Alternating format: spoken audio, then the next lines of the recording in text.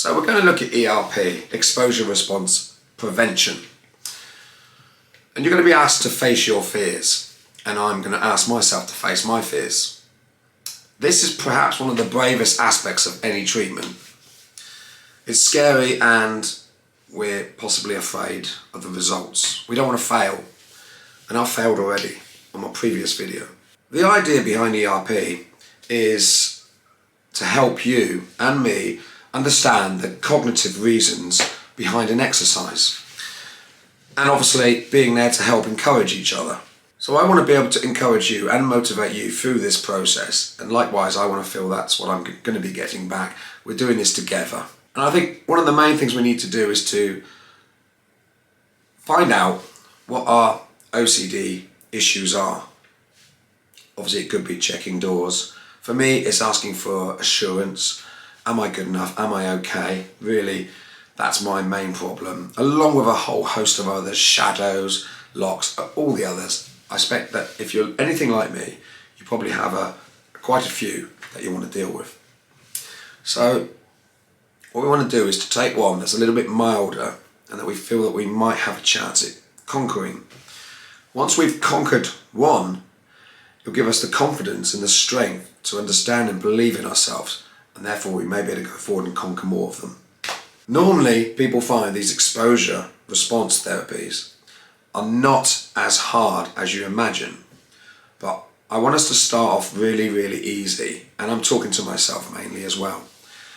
I've tried to take on some big ones and I've fallen flat on my face. If we can tackle some smaller OCD fears and implement exposure response prevention and overcome them, even at a lower level where the fear isn't quite so big, it'll give us confidence, and we're going to be ready for a bit more difficult challenges then. We can slowly walk our way up. Again, it's like a swimming pool. There's no point diving in the deep end if you can't swim, because it's live or die. But if you are learning to swim and you jump into the shallow end and you sort of pretend that it's too deep to touch your feet, and then you put into practice what you've learned as regard to swimming, you've always got that fail-safe, haven't you? And it's a little bit like stablers on a bicycle. You know, you can, to an extent, start to ride without using the stablers. They're hovering in the air. If you're going to go over, one of them's going to pull you back up, keep you back up on your bike. And eventually you're allowed to let them go, but having that reassurance that those stabilizers are there, or that you're learning to swim in the shallow end, and that you're safe. And that is exactly what I'm trying to do with the ERP therapies. Lure ourselves into a false sense of believing that something we are scared of on a lower level is actually happening, but we do know in the back of our mind that at any minute we can snap and say, it's not real, it's just therapy. We may start off with exposure to compulsion that we believe that we're going to be able to handle. And if you saw my latest video yesterday, it was a bit of a disaster because I totally failed.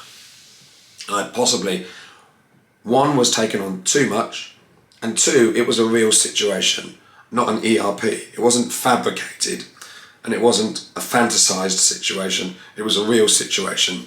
So it was a bit like jumping in the deep end, and therefore the anxious worry over really knowing that I can't swim consumed me, and I basically bailed.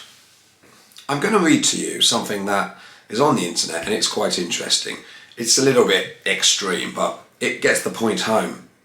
So, for example, if a person has a fear of coming into contact with dog mess, part of therapy might involve walking the dog, with the therapist encouraging the person to scoop up any dog mess. Great. So day one, they watch the friend scoop up the dog mess. Day two, ask friend to touch hand and arm after they scooped and put dog mess in bin. Day three, ask friend to scoop and carry dog mess bag to the bin, but at the bin placed bag in the bin myself without hand washing. Day four, ask friend to scoop but carry the dog mess bag all the way to the bin and placed it in the bin myself.